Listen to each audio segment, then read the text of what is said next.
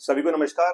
आज हमारे साथ बात करने के लिए हैं चाणक्य गुरु एकेडमी के फाउंडर और डायरेक्टर श्री चंद्रशेखर आजाद जी। इनसे पूरा जानेंगे कि शिक्षा क्षेत्र में ये कैसे आए, क्यों इन्होंने ये इंस्टीट्यूट खोला, कैसा इनका जीवन का सफर रहा और क्या छात्रों के लिए इनके सुझाव हैं। तो सबसे पहले तो आजाद जी नमस्कार। नमस्कार सर। कैसे हैं आप? बढ़िया बढ़िया सचिन जी, बहुत बढ़िया। तो सबसे पहले तो आप मुझे ये बताइए कि आपका जो नाम है ना, ये चंद्रशेखर आजाद क्योंकि एक महान क्रांतिकारी अपने देश के रहे हैं, इसके पीछे रखने की क्या वजह रही आपके माता पिता की? ये मेरे डैडी ने रखा जी। और वो फिजिक्स लेक्चरर हुआ करते थे गवर्नमेंट इंटर कॉलेज जी में। जी। वजह तो वो बताने के लिए नहीं है अभी यहाँ हमारे बीच में, लेकिन कुछ ना कुछ अच्छा सोच के रखा होगा। लेकिन मुझे ये लगता है कि बड़े नाम का अपना एक बर्डन होता है। ऐसा भी हो सकता है उन्हें क्रांतिकारियों से प्रेम रहा हो, हाँ, लगाव रहा हो, क्योंकि तभी चंद्रशेखर वो आजाद था, नाम वो रखा बहुत होगा। अच्छा स्पीच देते थे जी। और प्रिंसिपल रहे इंटर कॉलेज में, तो वहाँ मैं भी सुनता था उनका स्पीच, तो बढ़िया रहता था। बड़े भावुक हो जाते थे कई बार। मेरे अभी भी याद है, एक बार 15 अगस्त को वो जलियांवाला बाग कांड बता रहे हाँ, थे बिल्कुल। और लिटरली वो मतलब टीयर्स उनकी आंखों में आ गए, आंखों में आते थे। रोने लगे थे वो। मतलब भावुक तो थे ही। भाव। अब इस नाम का, क्योंकि बड़ा नाम है, ऐतिहासिक नाम है, तो आपको लगता है कि इस नाम का आपके जीवन में थोड़ा सा वो रहता है कि आपको इसके नाम का मान रखना है, कोई ऐसा काम नहीं करना जो इस नाम के ऊपर कोई दिक्कत है? ये मतलब कई बार बर्डन सा भी फील होता है इसका। और मतलब ये बड़ा नाम रखने से ये है कि आपको अगर बड़ा नाम मिल गया है तो आपको उसको प्रूव करना पड़ेगा। बिल्कुल। और अगर आप प्रूव नहीं करते हैं तो लोग आपको कहते हैं कि आप नाम के हिसाब से आप अपना जीवन नहीं कर पाए।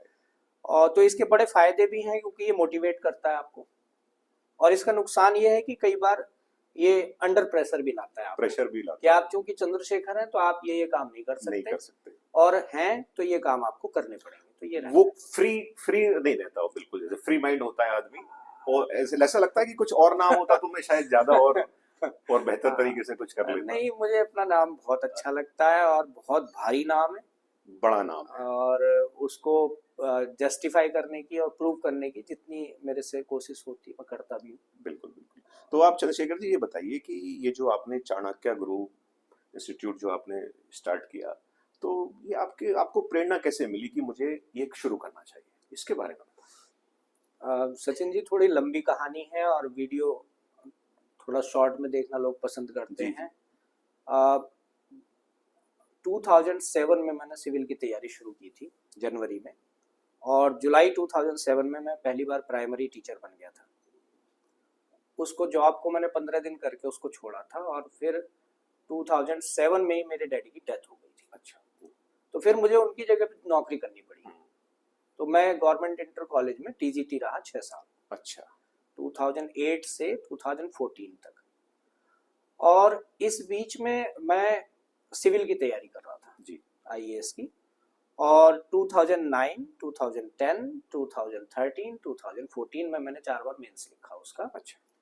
और ड्यूरिंग 2009 टू 15 लगातार मैं पीसीएस का मेंस भी लिख रहा था।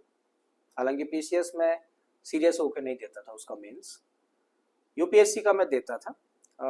थोड़ा थोड़ा सा मेरा रहा कि मेरा सफलता से कुछ दूर में रहा। फाइनली 2014 में ये था कि मेरी फिर से प्राइमरी और जूनियर में तो लगी जाएगी नौकरी। बिल्कुल। और मैं था उत्तराखंड में, मेरे डैडी वहीं जॉब करते थे, तो मैं उत्तराखंड में मुझे पोस्टिंग मिली थी। तो मेरा एक पैर उत्तराखंड में रहता था, एक मेरे गाँव में रहता था, एक मेरा दिल्ली में रहता था जहाँ मेरी प्रिपरेशन थी। तो मैं बहुत मतलब हैक्टिक लाइफ जी मैंने वो 5-6 साल की। काफी मेहनत भी की, लेकिन कुछ कहते ना डेस्टिनी होती है। बिल्कुल सही बात है।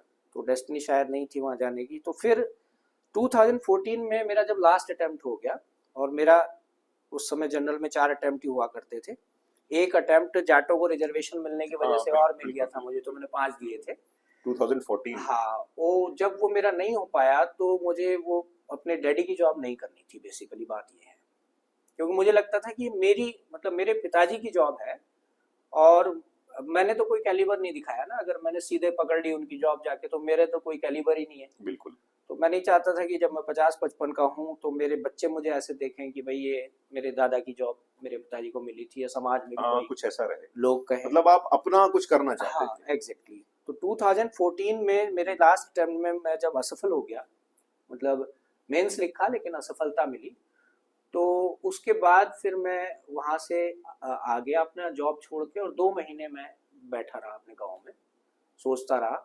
मेरी वाइफ की भी जॉब नहीं थी उस समय, और फिर मैंने ये डिसीजन लिया कि मैं अब मतलब वहाँ वापस नहीं जाऊँगा। मैं गजरौला, फिर मुझे लगा कि ज़्यादा सूटेबल है। हालांकि पहले ये था कि बड़े शहर में जाएंगे, लेकिन गांव का भी थोड़ा सा देखना पड़ता है चीज़ों को। माता जी भी अकेली थी और वो नहीं चाहती थी कि कहीं दूर शहर में कि जाएं। गांव से ज्यादा हाँ, दूरी हो। तो फिर गजरौला मुझे लगा कि एक प्रोग्रेसिव शहर है, फ्यूचरिस्टिक शहर है, या प्रोग्रेस की जा सकती है, तो फिर मैंने गजरौला में ये स्टार्ट किया था 12 अप्रैल 2015 को। तो 10 साल आपके हाँ, इंस्टीट्यूट 10 को साल, पूरे हो चुके 10 हैं, साल। एक लंबा एक दशक हो गया है। तो अब आप ये बताइए कि जैसे इस अपने इस इंस्टीट्यूट के अंदर किस किस चीज की प्रिपरेशन कराई जाती है? सचिन जी, पहले मैं वनडे एग्जाम्स की भी तैयारी कराता था और सिविल की भी, मतलब पुलिस का, ये यूपीएसआई और वीडियो लेखपाल वगैरह। लेकिन 2019 के बाद और स्पेशली कोविड-19 में जब ऑनलाइन एजुकेशन का बहुत ज़्यादा ये रहा, तो फिर वनडे की तैयारी मोस्ट ऑफ द स्टूडेंट्स सब ऑनलाइन प्लेटफॉर्म पर चले गए हैं जी। तो फिर हमने उसको बंद कर दिया, और लॉकडाउन के बाद से फिर हम लोग सिविल की तैयारी में करा रहा था। और पिछले साल से मैंने नीट और जेई के लिए भी स्टार्ट कर दिया, तो उसका एक सेशन पूरा हो गया, मतलब दूसरा सेशन उसका चल रहा है इस समय। तो फिलहाल तो नीट का है, यूपीएससी का है और जेई का है। ठीक है। ये जो तीनों कोर्स आपने बताए जिसकी प्रिपरेशन, इसका ये बताइए कि सही समय बच्चे को इनकी तैयारी का क्या है? क्योंकि बहुतों में क्या होता है, जैसे 12th पास आउट कर लिया उसके बाद वो कहीं उसकी प्रिपरेशन के लिए आते हैं। आपके हिसाब से सही समय या वो सही क्लास क्या है जब से बच्चे को तैयारी करनी शुरू कर देनी चाहिए सीरियसली? सचिन जी, वैसे देखा जाए तो प्रिपरेशन जो है 12th के बाद शुरू होनी चाहिए, लेकिन अगर आप 12th के बाद इसकी प्रिपरेशन शुरू कराते हैं तो आपका बच्चा कंपटीशन में पिछड़ जाएगा, क्योंकि जो 9th से तैयारी कर रहा है या 11th से कर रहा है वो तो आगे निकल गया ना। बिल्कुल। तो अगर आपके घर का एनवायरनमेंट ऐसा है, जो एजुकेटेड लोग हैं आपके घर में, बिल्कुल। गाइड करने वाले लोग हैं, और बच्चा क्या पढ़ रहा है उसको वो चेक भी कर सकते हैं, उसको वॉच कर सकते हैं, तब तो ठीक है कि उसको आपको 12th के बाद आप कराए। अदरवाइज अब 9th से एक ट्रेंड है कि 9th से तैयारी शुरू हो जानी चाहिए नीट और जेई की। जी। यूपीएससी के लिए 12th के बाद तैयारी स्टार्ट हो जानी चाहिए, क्योंकि उसमें ग्रेजुएशन की डिमांड होती है। तो 12th के बाद बच्चा 3 साल तैयारी करेगा, उधर उसका ग्रेजुएशन हो जाएगा, उधर उसकी एज भी 21 हो जाएगी, तो फिर वो एग्जाम फेस करने के एलिजिबल हो जाएगा। अब इसमें ये बताइए कि जैसे 9th में बच्चा जैसे किसी स्कूल में पढ़ रहा है, हाँ, अब आपकी एकेडमी इंस्टीट्यूट है, तो वो तैयारी स्कूल के दौरान मतलब वो कैसे उसका वो बैठेगा? मतलब इसमें जो है वो एक तो जो कॉन्सेप्ट है डमी का कॉन्सेप्ट है जी। और डमी मतलब बच्चा स्कूल के साथ भी तैयारी उसकी कर सकता है, और जो मॉर्निंग में बच्चा जैसे स्कूल जाता है तो इवनिंग वाले जो बैचेज हैं उसमें भी आ सकता है। और जैसे कि जैसे जून में छुट्टियां होती हैं, फिर उधर सर्दियों में भी छुट्टियां होती हैं, तो वो स्कूल के टाइम में भी आके वो तैयारी इस तरह से कर सकता है। मतलब मीन्स इसके दोनों कॉन्सेप्ट हैं, एक डमी वाला कॉन्सेप्ट भी है, हालांकि डमी वाला कॉन्सेप्ट वो लीगलाइज नहीं है गवर्नमेंट की नज़र में, लेकिन कुछ चीजें ऐसी होती हैं कि वो लीगल नहीं होती बट वो हो रही होती हैं। बिल्कुल। पूरे देश भर में आप ये देखोगे डमी का कॉन्सेप्ट आ चुका है। अब जैसे हम उसकी आलोचना करें कि भाई डमी ठीक नहीं रहता, बच्चे को 12th तक स्कूल में भेजना ही चाहिए, बात तो ये भी सही है। कहते बच्चे में स्किल्स आते हैं, बिहेवियरल स्किल्स आते हैं, दोस्त बनाना सीखता है, कम्युनिटी की स्पिरिट आती है, बिल्कुल। रेस्पेक्ट करना आता है, तो उस हिसाब से स्कूल जाना चाहिए। लेकिन एट द सेम टाइम हमारे देश में करोड़ों बच्चे ऐसे हैं, लाखों नहीं है, करोड़ों बच्चे ऐसे हैं जो स्कूल नहीं जा रहे हैं। वो स्कूल से केवल मार्कशीट ले रहे हैं और वो तैयारी किसी ना किसी कोचिंग सेंटर में कर रहे हैं। कोटा की या जो और भी दिल्ली की अगर पूरी ये इंडस्ट्री देखोगे आप, तो सारी इसी पे चल रही है, डमी के कॉन्सेप्ट पे चल रही है। लेकिन एट द सेम टाइम वो लीगल नहीं है। जैसे वही चीज है ना कि शराब बुरी चीज है, लेकिन ठेके सब जगह है, ठेके सब जगह खुल रहे हैं और रोज निरंतर खुल रहे हैं, बढ़ रहे हैं। ऐसी वेश्यावृत्ति जो है वो अलाउड नहीं है, लेकिन कोई ऐसा शहर नहीं है जहाँ वेश्यावृत्ति ना होती। सही बात है, बिल्कुल। तो कुछ चीजें ऐसी होती हैं कि वो लीगल नहीं होती हैं, बट वो हो रही होती। अब जैसे बच्चा तैयारी के लिए आपके पास आ गया, तैयारी के दौरान बहुत सारा स्ट्रेस रहता है, बहुत माता पिता का भी रहता है कि क्योंकि एक वो होता है ना कि भी हम आपको पढ़ा रहे हैं, हमें रिजल्ट चाहिए। तो उस ऐसे एनवायरनमेंट में आपका जो इंस्टीट्यूट है, तो बच्चे का स्ट्रेस कैसे उसे मैनेजमेंट करते हो और उसे उसके साथ ही साथ उसे मोटिवेट भी कैसे करते हो? हाँ, देखिए सचिन जी, ये जब मैंने अभी तक जो बच्चों को तैयारी कराई वो 12th के बाद के हुआ करते थे जी। और इस बार पिछले बार से जो मैंने नीट और जेई का स्टार्ट किया, इसमें 12th से पहले वाले भी बच्चे हैं, छोटे बच्चे हैं मतलब। जी। तो मुझे पर्सनली ये लगता था कि हो सकता है कि मैं उनको अच्छे से मैनेज ना कर पाऊँ, क्योंकि वो छोटे बच्चे हैं। मैंने 6 साल इंटर कॉलेज में पढ़ाया है, लेकिन वहाँ केवल अपने पीरियड्स होते थे, बस 40-45 मिनट की क्लास होती थी, उतने में आपको कुछ करना नहीं होता खास, बस पढ़ाना होता है। पढ़ाना होता है। लेकिन यहाँ आपको 5-6 घंटे उनको बच्चों को एंगेज करके रखना है। तो मैंने अपनी दीदी से कांटेक्ट किया और उनसे कहा कि आप आ जाओ। उनके दोनों बच्चे एमबीबीएस कर रहे हैं जी। गवर्नमेंट कॉलेज से। तो वो एग्री हो गई इस बात पे। तो मैंने उनको ये जिम्मेदारी दी कि आप बच्चों से एक पर्सनल टच बनाइए अपना। तो बच्चों से अपना पर्सनल टच रखती है, बच्चे मेरे से नहीं बताते, स्पेशली लड़कियां, लेकिन कोई प्रॉब्लम होती है तो उनको जरूर वो शेयर करते हैं। तो इस तरह से हमें एक तो पहले तो उनकी प्रॉब्लम पता लग जाती है, वो आइडेंटिफाई हो जाती है कि भाई ये प्रॉब्लम है इसको। जब प्रॉब्लम पता चल गई है तो फिर उसका सॉल्यूशन मिल बैठ के आपस में बातचीत करके उसको फिर कोई सॉल्यूशन पे हम लोग पहुंच जाते हैं। इस तरह का एक माहौल बना रखा है एकेडमी के अंदर कि बच्चे को लोनलीनेस फील ना हो। वो एक कम्युनिटी के पर्सपेक्टिव में, कम्युनिटी की फीलिंग उसके अंदर आए। और अभी ये 15 अगस्त के बाद भी ये पुरस्कार वितरण हुआ, मैंने उसमें भी कहा कि टीचर्स, आप बच्चे और हम एक टीम है। बिल्कुल। और हम एक टीम है और टीम वर्क करके हम आपको सक्सेसफुल बनाने की कोशिश करेंगे। बिल्कुल। और सफलता केवल रिजल्ट में नहीं होती, ये भी हम बताते हैं। मतलब कई बार क्या होता है ना, बच्चा बहुत ज्यादा स्ट्रेस ले लेता है पास होने का। जी। तो वो स्ट्रेस तो लेना चाहिए, लेकिन एक बैलेंस वे में। और उस स्ट्रेस को कैसे वो उसको वो बियर कर रहा है और कैसे उसको हैंडल कर रहा है, ये बच्चे को सिखाने की कोशिश। क्योंकि जो ये सवाल इसलिए यहाँ पे महत्वपूर्ण हो जाता है, जैसे अभी आपने अभी कोटा वगैरह के शहरों का नाम लिया, स्ट्रेस में बच्चे सुसाइड भी कर लेते हैं। बहुत ज्यादा रोज खबरें आती हैं। तो ऐसे में वो स्ट्रेस मैनेजमेंट और मोटिवेट करना बच्चे को बहुत जरूरी होता है। बच्चा माँ बाप से कह नहीं पाता, उधर से उनका प्रेशर हो जाता है, इतना वो परफॉर्म नहीं कर पाता, तो कई बार वो प्रेशर में आके वो कर लेता है, सुसाइड कर लेता है, जो कि बड़ी दुखद स्थिति होती है। अब जैसे आप ये एकेडमी चला रहे हैं, क्या क्या चैलेंजेस आपने फेस किए? देखिए, जो केवल सुसाइड की, मैं थोड़ा सा पहले क्वेश्चन बिल्कुल, केवल सुसाइड की बात नहीं है। मतलब सुसाइड तो लास्ट पॉइंट हो गया किसी के जीवन का, वहां तो एंड हो गया। मैं समझता हूँ कि कोटा और दिल्ली जैसे शहरों में बच्चा सुसाइड नहीं करता, हर बच्चा तो सुसाइड नहीं कर रहा। ऐसे तो कोटा में तो 50 बच्चों की सुसाइड हुई है पिछले पूरे साल में। लेकिन जो बाकी के बच्चे हैं, लाखों बच्चे, वो मेंटली डिप्रेस्ड होके आते हैं वहां से। मतलब वो लाइफ भर के लिए उनको डिप्रेशन में कोटा फैक्ट्री उनको छोड़ रही है। और जो डिप्रेशन उनके साथ हमेशा ही रहता है। असल में क्या है कि कई बार पेरेंट्स बच्चों से बहुत ज्यादा एक्सपेक्टेशंस तो कर लेते हैं, लेकिन उसके लिए ना तो बच्चे की ग्रूमिंग उन्होंने इस तरह से की है, मींस पहले तो आपने ध्यान नहीं दिया, और जब बच्चा 12th में आया तो आपने कहा कि अब तुझे डॉक्टर बनना है। तो पहले से उसकी ग्रूमिंग नहीं की गई, सही तरीके से उसको मेंटली उस चीज के लिए प्रिपेयर नहीं किया गया। पेरेंट्स की भी गलती नहीं है, क्योंकि पेरेंट्स खुद उन चीजों में स्किल्ड नहीं है, तो खाली एक्सपेक्ट कर लेते हैं, जबकि उसके लिए प्रिपरेशन कुछ नहीं है। तो ये सबसे बड़ी प्रॉब्लम है कि फैमिली का ही प्रेशर बच्चों पे बहुत ज्यादा है, बहुत ज्यादा।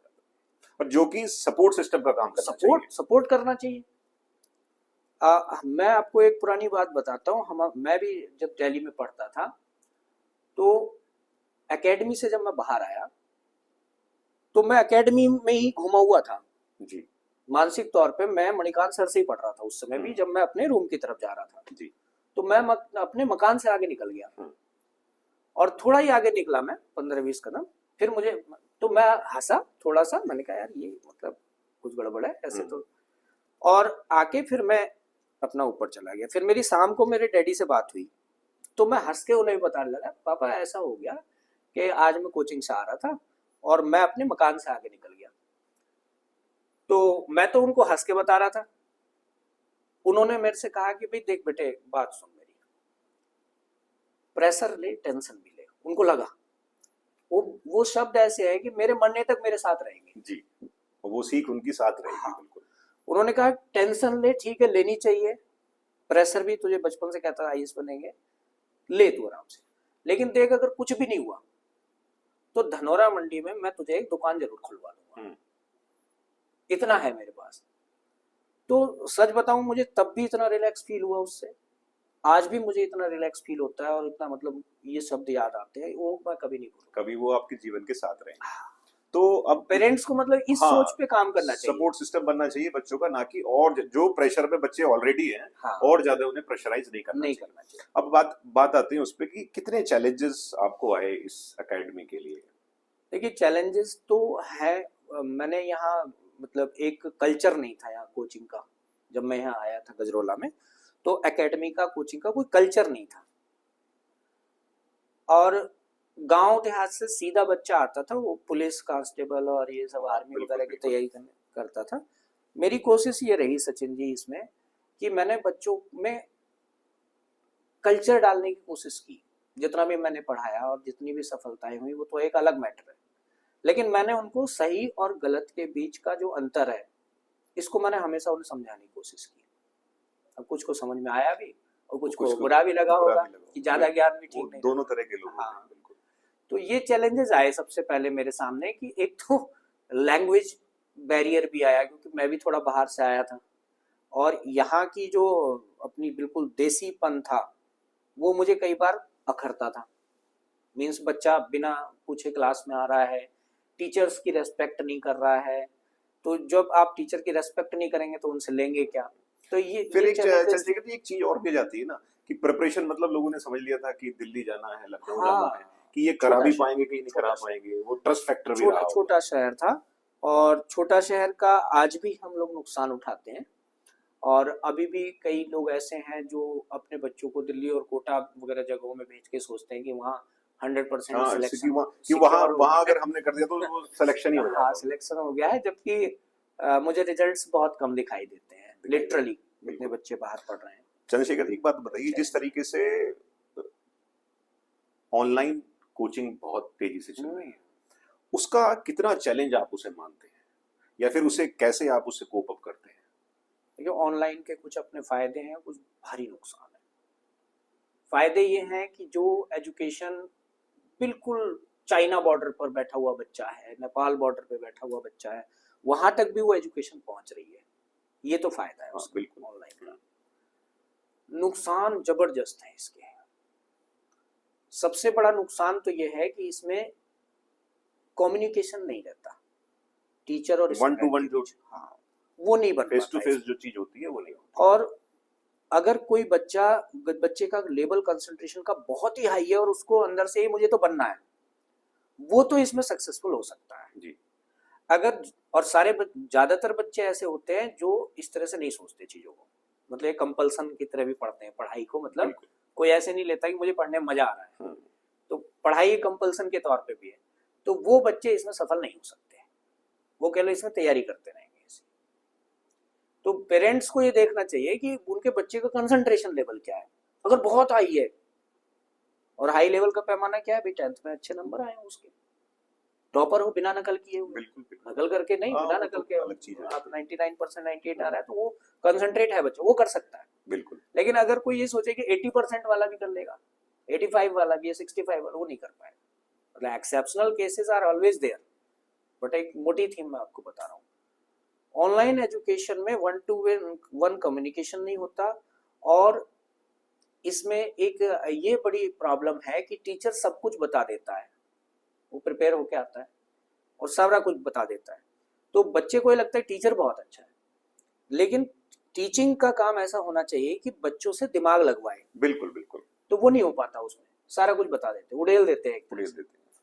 अपनी एकेडमी, आपकी जो इंस्टीट्यूट है, ये औरों से अलग क्या है? इसमें औरों से अलग कैसे स्टैंड करती है? सचिन जी, एक तो मैंने जैसे अभी थोड़ी देर पहले भी बताया कि मेरा मतलब एक मोटिव जो है ना हमेशा से ही रहा। मैं तो जॉब कर रहा था, मैं तो जॉब करता रहता आराम से। मतलब अभी भी मेरी जो सैलरी होती है आप समझिए कि एक 40 के आसपास, बिल्कुल बिल्कुल श्योर। तो कोई कम तो होती नहीं, या फिर बाद में भी प्राइमरी जूनियर में भी कर सकता था। तो इसमें मेरा मतलब सोल मोटिव पैसा कमाना नहीं है। इट इज द ट्रूथ, ये बिल्कुल सच है। कोचिंग के साथ साथ समाज के लिए हम क्या दे सकते हैं, और मैंने दिया है, मतलब कोशिश की है देने की। हम अपने समाज में कुछ अच्छे नागरिक कैसे बना सकते हैं, इसका मेरा प्रयास रहता है। भले ही मैं कितना भी सफल हूँ उसमें असफल हूँ। बिल्कुल बिल्कुल। और मैं हमेशा बच्चों से कहता हूँ कि सफलता केवल नौकरी नहीं है, सही, क्योंकि नौकरी का तो ये भरोसा नहीं कब छूट जाए। बिल्कुल। अभी आर्टिफिशियल इंटेलिजेंस और तमाम चीजें आ रही हैं, ये क्या सिनेरियो चेंज करेंगे नोबडी नोस, कोई नहीं जानता। तो बच्चों के अंदर एक ऐसी कल्चर जो अपने देश से प्रेम की हो, परिवार से प्रेम की हो, अपने समाज से प्रेम की हो, अपने गांव से प्रेम की हो, वो उस तरह की कल्चर आनी चाहिए बच्चे के अंदर। रेस्पेक्ट आनी चाहिए, एल्डर्स के लिए रेस्पेक्ट। बिल्कुल, जो कि एक भारी समस्या हमारे हम फेस कर रहे हैं, हो चुकी है। बुजुर्गों का सम्मान नहीं हो रहा है। अच्छा, आपके जो अभी तक के जो अचीवमेंट्स हैं अपने एकेडमी के, वो भी थोड़ा दर्शकों को बताएं। देखिए, वनडे एग्जाम्स में तो जो लोग मुझे पहले से जानते हैं, जो मेरे से फेसबुक या अन्य माध्यमों से या वैसे जुड़े हुए हैं फिजिकली, तो वो जानते हैं कि मैंने मतलब वनडे एग्जाम्स में तो हमने लाइन लगा के रखी है 2019 तक। कोई ऐसा रिजल्ट नहीं आता था जिसमें मतलब सिलेक्शन नहीं होते थे। इसके बाद फिर हमारा 2 लोअर पीसीएस रहे मेरे। एक नगला गांव से पढ़ता है इधर, उसने मेरा कोचिंग भी संभाला था कुछ दिन और तैयारी भी की थी। और एक इधर नवादा पढ़ता है, वो लड़का बना था। इसके अलावा पिछले साल मेरे एक बच्चे ने यूपीएससी मेंस का एग्जाम लिखा। बहुत बढ़िया। इस साल हमारा नीट का रिजल्ट आया है, तो उसमें हमारा एक बच्चा नीट क्वालिफाई करके आरएमएल में उसने एडमिशन ले लिया। अच्छा, हो चुका है एडमिशन। हाँ, बहुत बढ़िया। उसकी रैंक जनरल कैटेगरी में आई 1296 और ओवरऑल उसकी ऑल इंडिया रैंक आई 2341 और यूपी में उसकी रैंक आई 70। तो उसको केजीएमसी लखनऊ भी मिल रहा था उसको। उसने, क्योंकि हम लोग वेस्ट यूपी के लोग बीमार होते हैं तो हम जाते हैं दिल्ली, अपने नजदीक, हम लोग लखनऊ नहीं जाते। बिल्कुल। तो फिर यही सोचा हम लोगों ने कि भाई आरएमएल से करो, दिल्ली ये भी कॉलेज अच्छा ही है, वो यूपी का नंबर 1 है, तो दिल्ली का कॉलेज भी अच्छा कॉलेज है वो, तो वहाँ एडमिशन हो गया। दूसरे एक लड़की है जिसके पिताजी उसको बीएमएस में एडमिशन दिला रहे हैं। तीसरे एक लड़का और है, वो हसनपुर संभल से है, तो उसको बीडीएस मिल जाएगा, लेकिन वो अभी 1 साल तैयारी और करेगा और नेक्स्ट ईयर फिर वो एमबीबीएस में चला जाएगा। तो ये हमारे इस साल के अचीवमेंट है, और इस बार हम इससे बेहतर रिजल्ट देने जा रहे हैं, ये मतलब कंफर्म बात है। मैं पहले ही बता भी देता हूँ कि हम सिलेक्शन देने जा रहे हैं, मैं पिछली बार ही बता दिया। मैं आपको पहले ही बता देता हूँ कि हम केवल सिलेक्शन नहीं देने जा रहे, इस बार भी हम टॉपर देने जा रहे हैं, शायद इस बार की रैंक से भी बेटर, ये श्योर बात है। बेस्ट विशेस हैं आपको, बिल्कुल आने चाहिए। क्षेत्र का भी मजा आता है जब मतलब बच्चे अपने सफल होते हैं, बच्चे का एक परिवार के लिए, एक क्षेत्र के लिए, और आने वाले और बच्चे भी और माँ बाप भी मोटिवेट होते हैं, ताकि उन्हें भी हिम्मत बढ़ती है कि आसपास भी नजदीकी एकेडमीज में पढ़कर भी वहां पहुंचा जा सकता है। एक मिथ भी टूटता है। लेकिन मिथ तोड़ने में ना सचिन जी, ये समझ लीजिए हालत खराब हो जाती है। वो कठिन काम है, मतलब जीवन लगता है मिथ तोड़ने में। बिल्कुल। पहली बार रास्ता बनाने में समय लगता है, बाद में जो चलने वाले लोग होते हैं उनके लिए बहुत आसान हो जाती है। तो आप एक मिथ तोड़ने का भी काम कर रहे हैं, ये एक बड़ी बात है। बाकी आपके फ्यूचर प्लान्स क्या हैं एकेडमी को लेकर, आगे चल के क्या करने वाली है? देखिए, फ्यूचर प्लान जो हमारा है अभी, तो फिलहाल हम इसको नीट और जेई को और आगे लेके जाएंगे। यूपीएससी का हम थोड़ा सा और इंफ्रा इसका बेहतर करेंगे कमिंग ईयर्स में। और जो एकेडमी का है, इसमें अभी ऑनलाइन का तो मेरा कोई ऐसा विचार है नहीं कि इसको मैं पूरी तरह से ऑनलाइन सेगमेंट में डालूं। हालांकि मैं न्यूज़पेपर एनालिसिस मैंने भी ऑनलाइन, खाली फेसबुक पे जाता है वो, तो उसको मैंने स्टार्ट किया है, क्योंकि मुझे बहुत गहराई से मतलब मैंने एजुकेशन को समझा है। नॉर्वे ने अपने यहाँ स्कूलों को स्क्रीन फ्री बनाने का ऑर्डर दे दिया, नॉर्वे की सरकार ने। अच्छा, हम लोग की सरकार तो ला रही है, स्क्रीन की तरफ की ज्यादा से ज्यादा आना चाहिए। सरकार टैबलेट दे रही है, मोबाइल दे रही है। अब नॉर्वे जैसे, स्वीडन जैसे जो देश हैं, जो डेवलप्ड कंट्रीज हैं, उन्होंने ये डिसीजन लिया कि बच्चों को इस पे स्क्रीन पे से हटाना है, ना कि लगाना। हम लोग लगा रहे हैं अभी, हम भी हटाएंगे, आप देखना। और ऑस्ट्रेलिया में 16 ईयर्स से कम एज के जो बच्चे हैं उनके लिए बिल आ गया वहां की पार्लियामेंट में कि उनको सोशल मीडिया से हम बिल्कुल अलग करेंगे। भारी ड्रॉबैक्स है। रील्स देखने वाला दिमाग ऑर्गेनाइज नहीं हो सकता भाई, ये फैक्ट है। हालांकि रील्स हम भी डालते हैं, बिल्कुल बिल्कुल, और हम भी देखते हैं अभी, लेकिन फिर भी हम ये जानते हैं कि रील्स में क्या होता है कि एक टॉपिक आया, कोई व्यक्ति है उसकी डेथ हो गई है, लोग रो रहे हैं परिवार के, हमने उंगली मारी तो नीचे लोग एंजॉय कर रहे हैं, पार्टी कर रहे हैं और पहाड़ों पे घूम रहे हैं। तो वो जो हमारे ब्रेन है ना, वो सोच ही नहीं पाता सही ढंग से। बिल्कुल बिल्कुल, जब तक वो केमिकल निकलने शुरू होते हैं अगला सीन आ जाता है, वो तो ऑर्गेनाइज नहीं रहता, माइंड भी कंफ्यूज हो जाता है उसमें कि क्या, पेशेंस नहीं रहता। अब इससे इतर एक सवाल आपसे ये है कि आपने चुनाव लड़ा जिला पंचायत का, तो बहुत लोगों के मन में एक सवाल है कि जब आप कोचिंग इंस्टीट्यूट चला रहे हैं, सब कुछ अच्छा चल रहा है, समाज आप इसके माध्यम से भी बदल रहे हैं, तो राजनीति में या फिर आपने या चुनाव लड़ने का फैसला क्यों किया? मुझे लगता है कि राजनीति जरूर करनी चाहिए। राजनेता डिसीजन मेकर होते हैं, और अगर आपको ये लगता है कि आप डिसीजन मेकिंग कर सकते हैं फॉर द पीपल, तो आपको बाय द पीपल इलेक्ट होकर आना चाहिए। और बहुत सारे लोगों ने मेरे से भी कहा कि भाई आपको क्या सूझ गई कि आपने इलेक्शन लड़ लिया, या आप क्यों राजनीति की तरफ गए। तो मैं समझता हूँ कि आज के दौर में कोई भी पेरेंट्स अपने बच्चों से ये नहीं कहता है कि बड़े होकर तुझे सीएम बनना है, बिल्कुल, या पीएम बनना है, या डिफेंस मिनिस्टर बनना है, या फॉरेन मिनिस्टर बनना है। अब आप एक विडंबना देखिए कि मतलब जो सबसे बड़ी पोस्ट है देश की, जो डिसीजन मेकिंग करते हैं, कोई भी पेरेंट्स नहीं चाहता कि उसका बच्चा बड़ा हो वहां तक जाए। बिल्कुल, ये फैक्ट है। तो ये जो कल्चर है, ये जो सोच है, ये कहां से चली, हमें इस पर सोचने विचार करने की जरूरत है। किसान का बच्चा हमेशा किसान ही रहे, कौन चाहता है ये बात? बिल्कुल सही बात कि किसान का बच्चा हमेशा किसानी करता रहे, मजदूर का बच्चा हमेशा मजदूरी करता रहे, और दुकानदार का बच्चा हमेशा दुकानदारी करता रहे। ये सोचते सब यही हैं, लेकिन उनको सोचवा कौन रहा है? हम सब किसान परिवारों से हैं, और किसानी सबसे ज्यादा नुकसान का सौदा है आज के दौर में। कोई भी किसान किसानी करके रिच नहीं हो सकता। 10-20 लाख की बात अलग है, 10-20 लाख अब रिच नहीं होते। और अगर ऐसा नहीं भी होता तो कोई भी किसान अपने बच्चे को किसान बनाना नहीं चाहता। यस, ये सबसे बड़ा एग्जाम्पल। हाँ, एग्जैक्टली। तो अब ये देखना हमारे लिए जरूरी है कि चौधरी चरण सिंह छोटूराम भी कहते थे कि भाई आपकी नजर पार्लियामेंट पे भी होनी चाहिए, एक खेत पर होनी चाहिए और एक लखनऊ और दिल्ली और पार्लियामेंट पे होनी चाहिए। तो वो क्यों कहते थे? क्योंकि उन्होंने समझ लिया कि पावर, सेंटर ऑफ पावर तो यहाँ है, और वो डिसीजन मेकिंग यहाँ से आएगी। छोटूराम जी और चौधरी साहब दोनों गए जहां ताकत कलम में थी, और आज शायद कलम की ताकत थी तो इतना सब कुछ किसानों के लिए कर भी पाए। तो भविष्य में भी आपकी क्या चुनाव लड़ने का इरादा है? देखिए, ये तो समय निर्धारित करेगा, और अगर कोई ऐसी अपॉर्चुनिटी होगी तो शायद मैं जरूर प्रयास करूंगा। नहीं, बिल्कुल, आपके लिए बहुत बहुत शुभकामनाएं हैं। बाकी ये पूरी बातचीत चंद्रशेखर जी से, इनसे पूरा सफर जाना, क्या क्या इनके एकेडमी के अचीवमेंट्स हैं, क्या क्या इन्हें चैलेंजेस आए, और बहुत मामूली आसान लगता है कि सब इतना है, लेकिन जो करता है उसे ही बहुत सारी दिक्कतों का सामना करना पड़ता है। और एक मिथ तोड़ने में, जैसा कि इन्होंने बताया, बहुत कठिनाई आती है, लेकिन हमें पूरी आशा है कि मिथ टूटेगा। जैसे कि वो था कि आपकी कोशिशों का नतीजा जरूर निकलेगा, इसी शाह समुंदर से नूर निकलेगा। बिल्कुल, बहुत बढ़िया। तो वास्तव में आपने, दर्शकों ने इतनी लंबी वीडियो को देखा, और चंद्रशेखर जी आपने समय दिया हमसे बात करने के लिए, आपका बहुत बहुत धन्यवाद, बहुत बहुत आभार। आपका भी सचिन भाई, आपका भी बहुत बहुत धन्यवाद। और मैं तो मतलब आपके जैसी पर्सनालिटी जो है वो और हमारे समाज में, हमारे क्षेत्र में सामने निकल के आए, जो पॉजिटिविटी को प्रमोट करती हूँ और नेगेटिविटी को न्यूट्रलाइज करने की कोशिश करती हूँ। आप बहुत अच्छा काम कर रहे हो, आगे भी ऐसे ही करते रहे, पूरी सपोर्ट आपको भी।